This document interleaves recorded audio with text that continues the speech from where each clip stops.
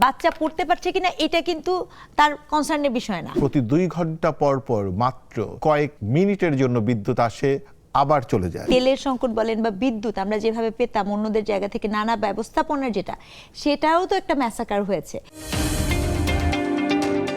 হাসপাতালে কেন আপনি দেখবেন, এমনিও যদি একটু আপনি ব্যাকে যান দেখবেন যে যখনই আমাদের গরমকালটা আসে তখন যেহেতু এসির ব্যবহারটা বেড়ে যায়, খুব স্বাভাবিকভাবে এই ফ্যান ইলেকট্রিসিটির ব্যবহারটা কিন্তু কনজিউম রেটটা বেড়ে যায়। এবং এই বেড়ে যাওয়ার প্রেক্ষিতে তখনও কিন্তু আপনার মনে আছে কিনা যে কৃচ্ছতা সাধন নামে একটা নেওয়া হয়েছিল এর আগের যে গভর্নমেন্টটি ছিল, মানে আমি বাংলাদেশ আওয়ামী লীগের কথা বলছি, তাদের সময়ও কিন্তু এই কৃচ্ছতা সাধনের কথা বলেছে। অর্থাৎ এটা একটা মৌসুম, সিজন।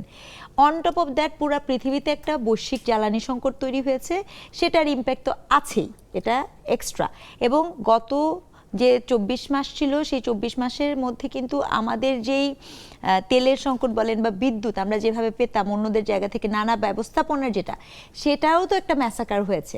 তো সেটার তো একটা সব কিছুর ইম্প্যাক্ট পড়বে, এটা খুব এত অবভিয়াস। অর্থাৎ এই ব্যাপারটা কিন্তু এরকম না যে আজকে হুট করে একটা সংকট হয়েছে এবং সেখানে একটা এফেক্ট পড়েছে। এই ব্যাপারটা আপনাকে দেখতে হবে যে আপনি ক্রোনোলজিক্যালি আপনার এর আগের 2 বছরের কোনো মজুদ যদি না থাকে, ব্যবহারের যদি না থাকে, অন টপ অফ দ্যাট যদি বৈশ্বিক অবস্থা এরকম থাকে, তাহলে সেটার ইম্প্যাক্ট এসে পড়বে। ঠিক আছে, কিন্তু এটা হচ্ছে ক্রিটিক্যাল জায়গা গভর্নমেন্টের জায়গা থেকে। হ্যাঁ, সরকার বা আমাদের প্রধান মিডিয়াগুলো বারবার এইটা করছে যে এসএসসিতে নকল হচ্ছে কিনা এটা নিয়ে ব্যাপক লেখালেখি করছে, আমাদের সরকারও বেশ কনসার্ন, কিন্তু বাচ্চারা পড়তে পারবে কিনা এটার কনসার্ন ব্যাপারগুলো আমরা প্রধান মিডিয়াগুলো তো কি দেখছি কিনা, মিডিয়া দেখছে কিনা এটা তো একটা খুব গুরুত্বপূর্ণ বিষয়। মিডিয়াতে বসে মিডিয়া সমালোচনা করতে পারা এটা একটা আনন্দের ব্যাপার।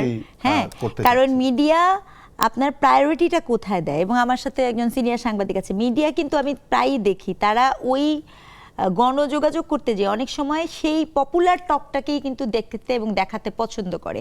আপনি যে বললেন যে বাচ্চা পড়তে পারছে কিনা, বাচ্চা পড়তে পারছে কিনা এটা কিন্তু তার কনসার্নের বিষয় না। কারণ কি, সে চিন্তা করছে যে বাচ্চা পড়তে পারছে না, সেটা শুধু এটাকে আমি গুরুত্ব দেবো কেন, কিন্তু এসএসসি পরীক্ষা তো একটা বড় জিনিস, আমি এটাকে ফোকাস করি। কিন্তু আলাপটা তো আরো ভয়ঙ্কর।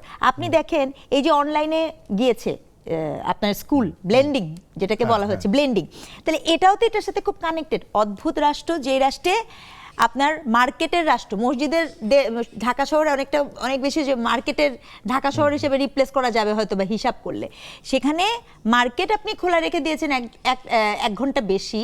মার্কেটে যে পরিমাণ এসি বলেন, লাইট বলেন, ফ্যান চলে, ঢাকা শহরের কয়টা স্কুলে আসলে এসি আছে?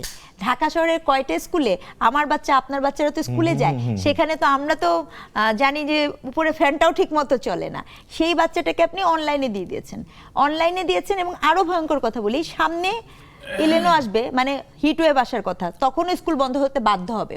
তাহলে এই বাচ্চার যে পড়াশোনাটা হচ্ছে না, আপনার প্রায়োরিটিতে দিয়েছেন কাকে? ব্যবসা বাণিজ্যর জায়গা থেকে আপনি প্রায়োরিটি দেননি,